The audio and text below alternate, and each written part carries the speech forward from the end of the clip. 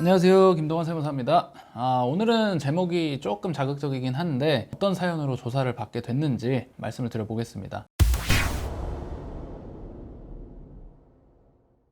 우리가 주변을 보면 사업자를 안 내고 현금 장사를 하거나 사업자는 있지만 부가세 할인 등의 조건으로 해서 계좌이체로만 사업을 하는 케이스들이 덜어 있죠. 이렇게 사업을 하다가 어떤 경로로 국세청에 적발이 돼서 털리게 되는지 최근 조사 사례를 통해서 같이 살펴보도록 하겠습니다.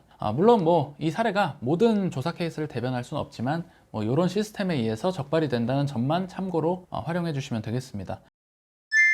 최근에 서울시의 A 자동차 도색 업체가 세무조사를 받게 됐는데 이분도 참 대단한 게 사업자도 내지 않고 10년 동안 용케 안 걸리고 사업을 하셨더라고요. 물론 구청에서 이제 무허가 영업에 대한 과태료 처분은 몇 번 받은 적이 있는데 지금까지 세금은 한 푼도 안 내고 장사를 한 거죠. 그런데 이제 최근에 국세청으로부터 세무조사 사전 통지서를 받게 됐고 약 7개년치 세금 추징을 앞두고 있습니다. 우리가 범죄도 공소시효가 있는 것처럼 세금도 무신고한 국세는 7년의 부가제척 기간을 적용받아서 국세청이 적법하게 세금 추징을 할 수가 있습니다. 이런 케이스에 또 얼마 정도의 세금이 추징되는지도 뒤에서 같이 말씀드릴게요.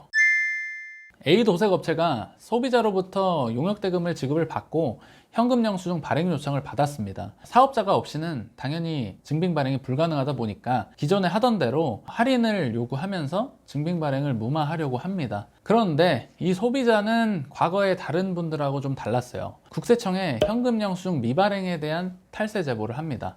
내가 입금한 명의자 이름과 계좌번호가 국세청에 노출이 됐겠죠. 그리고 A 업체는 어쩔 수 없이 옆에 있는 B 자동차 정비업체에 가서 대리 발행을 요청합니다. 그런데 여기서 문제가 발생합니다. 국세청에 들어온 제보랑 현금 영수증 발행 업체가 다름이 포착이 된 거죠. 요 작은 불씨가 상상도 못할 억대의 세금 추징을 만들어냅니다. 결국은 현금 영수증을 대리 발행한 B 정비 업체에 현금 영수증 미발행 과태료가 부과가 됐어요. 그리고 아마 1년여 정도가 지난 시점에 조사과에서 해명 통보가 B 업체로 옵니다. 신고당한 사람 A랑 발행한 B 업체의 명의자가 다르다. 차명 계좌가 의심이 되니까 해명을 해달라.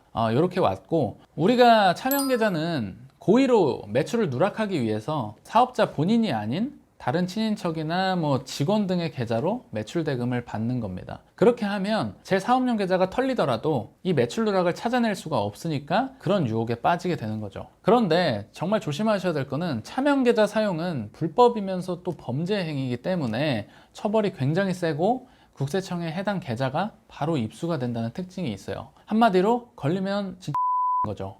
이번 케이스도 똑같았습니다. A 도색업체 계좌가 국세청에 입수가 됐어요. 그동안 A 도색업체 사장이 사업자도 내지 않고 얼마를 입금받았는지 국세청이 이미 알게 됐다는 거죠. 처음에는 조사과에서 차명계좌 사용을 의심했기 때문에 B 정비업체를 털고자 했고, 차명계좌 사용이 맞다면 A 도색업체 명의 계좌에 입금된 내역의 상당 부분이 B 매출이기 때문에 다시 B 정비업체 대표자한테 입금된 내역들이 상당수 존재할 거다라고 추측을 했고요. 그런데 조사과에서 이상하다. B 대표한테 입금한 내역들이 거의 없는 거예요. 그래서 A 얘 뭐지? 혹시 다른 사업을 하나라고 생각을 하게 됐고, 그 입수한 계좌 내역에서 사업장에 대한 그 월세를 이체한 내역을 찾아내게 됩니다. 그래서 이를 통해서 A 도색업체의 사업장 소재지까지도 다 찾아내게 되고요. 그래서 결국은 B 정비업체는 제가 해명을 통해서 무혐의 처분을 받아들였고, A 도색업체는 지금 현재 세무조사 착수가 이루어졌습니다. 현재 진행 중인 사항이라 추징세액이 확정되진 않았습니다만 예상을 한번 해보면 A 도색업체가 7년 동안 연애 평균적으로 1억 정도는 매출을 했더라고요. 이런 경우에 어떤 종류의 세금이 얼마나 부과될까요? 단순하게 계산을 좀 해보겠습니다. 첫 번째로 부가세를 내셔야겠죠. 우리나라는 10%의 부가가치세를 내죠. 따라서 A 도색업체는 7개년치 부가가치세 1억 곱하기 10% 곱하기 7년에서 7천만 원을 내야 되는데 무신고 가산세가 20%가 붙습니다. 1,400만 원이 가산세로 붙고요. 여기서 이제 세금을 제때 내지 않았기 때문에 연에 약 8에서 9%씩 이자가 붙습니다. 이것도 돈 1,000만 원 이상이 나올 겁니다. 왜냐하면 7년 전에 납부하지 않은 세금은 연에 8%씩 7번이 붙었을 테니까요.